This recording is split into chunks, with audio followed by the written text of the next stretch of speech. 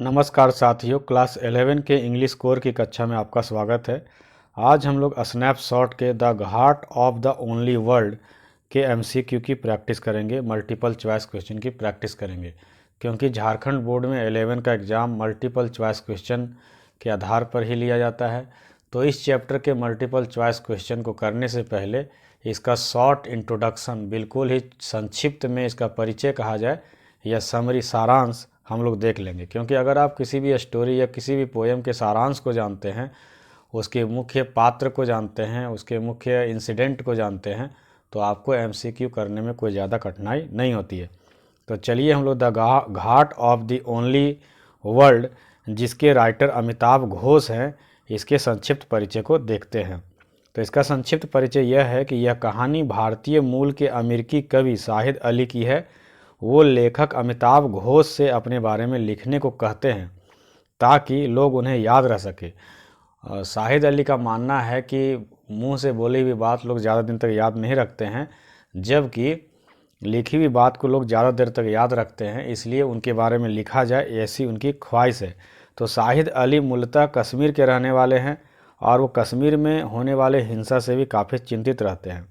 लेखक और वे अर्थात अमिताभ घोष और शाहिद अली दोनों दिल्ली विश्वविद्यालय में पढ़े हैं, लेकिन वहाँ उनका कोई खास परिचय नहीं होता है। उन दोनों की घनिष्ठता जो है वो अमेरिका के ब्रुकलिन में होती है।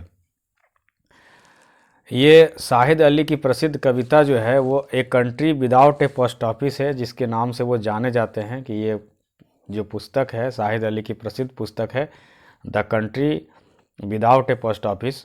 वो अपने आवास में पार्टी देने के शौकीन हैं।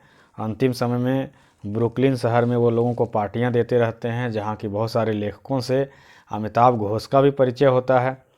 लेखक अमिताभ घोष और शाहिद अली में कॉमन बात यह है कि वो दोनों रोशन आरा और किशोर कुमार को बहुत पसंद करते हैं, साथ ही बम्बई में बनी फिल्मों को भी पसंद करते हैं। साथियों, आपको कमेंट बॉक्स में बताना है कि बम्बई में बनी फिल्मों को क्या कहते हैं, कौन सी इंडस्ट्री कहते हैं।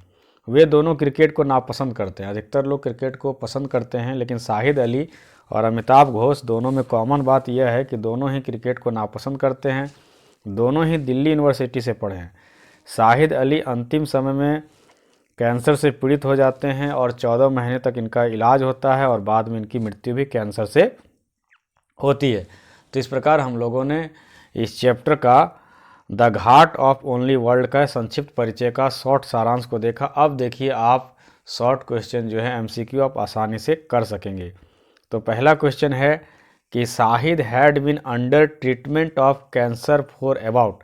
शाहिद अली जो है वो कैंसर के इलाज के लिए कितना दिन उनका इलाज चला। तो ऑप्शन ए है 14 डेज, ऑप्शन बी 14 मंथ्स और option C 14 years, option 4 14 years. तो साथियों अब जानते हैं 16 ईयर्स। तो जानते हैं कि शाहिद अली का जो है कैंसर का इलाज जो चला साथियों वो 14 मंथ चला। 14 डेज में तो कैंसर का इलाज हो नहीं सकता और ना ही कैंसर पीड़ित कोई व्यक्ति 14 ईयर्स और 16 ईयर बच सकता है।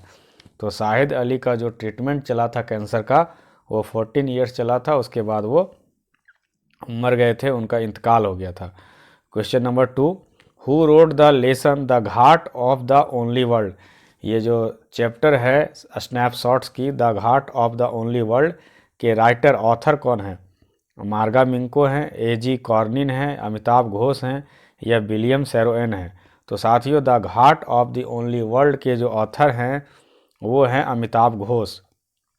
प्रसिद्ध जो है इंग्लिश राइटर हैं, तो अमिताभ घोष का नाम आपको याद रहना चाहिए। क्वेश्चन नंबर 3 की तरफ हम लोग मूव करते हैं। Shahid Ali was born in. Shahid Ali का जन्म कहाँ हुआ था, पटना, लाहौर, कराची या कश्मीर। तो साथियों शाहिद अली नाम सुनने से आप कराची या लाहौर नहीं मार दीजिएगा आंसर। शाहिद अली का जो जन्म हुआ था वो कश्मीर में हुआ था। वो कश्मीरी मूल के थे, बाद में वो अमेरिका माइग्रेट कर गए थे। तो हमारा ऑप्शन जो है 4 सही होगा। Question number 4, who said I hope you will write something about me. किसने कहा कि I hope you will write something about me, तुम मेरे बारे में कुछ लिखोगे, किसने कहा। नरेटर ने कहा। नरेटर कौन है यहाँ पर, नरेटर यहाँ पर अमिताभ घोष है। अमिताभ घोष ने कहा, शाहिद अली ने कहा, डॉक्टर ने कहा या टीचर ने कहा। तो साथियों अपने बारे में लिखे जाने की बात जो है वो पोएट शाहिद अली ने कहा, जो कि अमिताभ घोष के बाद में मित्र बन गए थे। Question number 5, the paradise on earth is, paradise का मतलब होता है स्वर्ग। स्वर्ग, पृथ्वी का स्वर्ग किसे कहते हैं? न्यूयॉर्क को, लंदन को, कश्मीर को या ब्रुकलिन को? तो साथियों यहाँ पर ब्रुकलिन बहुत बार चर्चा में आया है, लेकिन धरती का स्वर्ग जानते हैं आप, तो वो कौन सा जगह है? वो हमारे भारत का कश्मीर है। किसी ने कहा है कि अगर कहीं जन्नत है तो यहीं है, यहीं है, यहीं है। वो किस जगह के बारे में बोला गया है? तो वो हमारे कश्मीर के बारे में बोला गया है। क्वेश्चन नंबर 6, सुकेता मेहता वाजे, जो शाहिद अली पार्टियां करते थे उसमें सुकेता मेहता भी आती थी, तो बताइए सुकेता मेहता क्या थी? Option A teacher, option B doctor, option C actress या ऑप्शन डी राइटर? तो साथियों राइटर के साथ तो राइटर लोग ही आएंगे, पोएट लोग ही आएंगे, तो सुकेता मेहता जो है वह भी एक रिनोन्ड, एक प्रसिद्ध राइटर थी। तो हमारा ऑप्शन जो है 4 वो करेक्ट होगा। Question number 7, what has been Agha Shahid Ali suffering from? पूरा नाम जो है शाहिद अली का था आगा शाहिद अली। तो वो किस चीज़ से सफ़र कर रहे थे, किस चीज़ से वो पीड़ित थे? टीबी से, अस्थमा से, फीवर से या कैंसर से? तो साथियों मैंने समरी में पहले ही बता दिया था कि आगा खान जो है वो 14 महीने उनका ट्रीटमेंट चला था, बाद में उनकी मृत्यु हो गई थी कैंसर के कारण। तो हमारा आंसर जो है वह होगा cancer.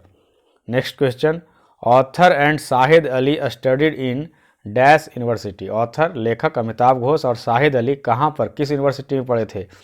BHU Banaras university, Delhi university, JNU अर्थात जवाहरलाल यूनिवर्सिटी या ऑक्सफोर्ड यूनिवर्सिटी? तो साथियों अमिताभ घोष और शाहिद अली जो है वो दोनों ही दिल्ली यूनिवर्सिटी के स्टूडेंट रह चुके थे, लेकिन उनकी घनिष्ठता जो है, उनकी इंटीमेसी जो है वो दिल्ली में ना होकर के ब्रुकलिन में हुई, अमेरिका में हुई। Question number 9, Shahid Ali died of cancer in? Shahid Ali जो है कैंसर से मर गए, किस जगह पे मरे, कहाँ पर उनका डेथ हुआ? रसिया, USA, UK या कश्मीर? तो साथियों शाहिद अली जो है वो एक NRI अमेरिकन थे और इनकी मृत्यु जो है वो USA में हुई थी, अमेरिका में हुई थी। Next question, the country without a post office is written by? ये बुक का नाम है the country without a post office. ये किसने लिखी है? विक्रम सेठ ने, सुकेता मेहता ने, शाहिद अली ने या अमिताभ घोष ने? तो साथियों यहाँ पर जो पोएट शाहिद अली हैं, जो अमेरिका माइग्रेट कर गए थे, जिन्होंने अपने बारे में लिखने को कहा था, उन्होंने अपनी एक पुस्तक लिखी थी जिनका नाम था a country without a post office. Question number 11, Shahid Ali was a well known? Shahid Ali एक बहुत अच्छे क्या थे? पेंटर, डॉक्टर, टूरिस्ट या पोएट? तो साथियों शाहिद अली जो थे वो एक रिनोन्ड, एक फेमस पोएट थे, एक अच्छे कवि थे।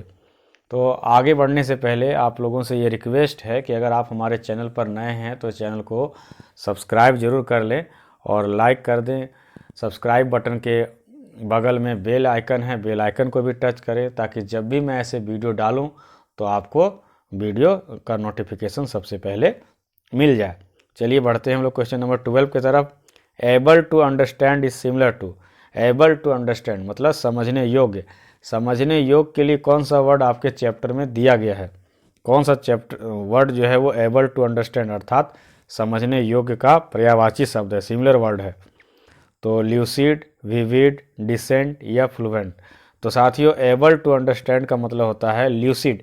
ल्यूसिड मतलब सुगम में हो, जिसे समझने में कोई खास परेशानी ना हो, उसे कहते हैं ल्यूसिड, एबल टू अंडरस्टैंड।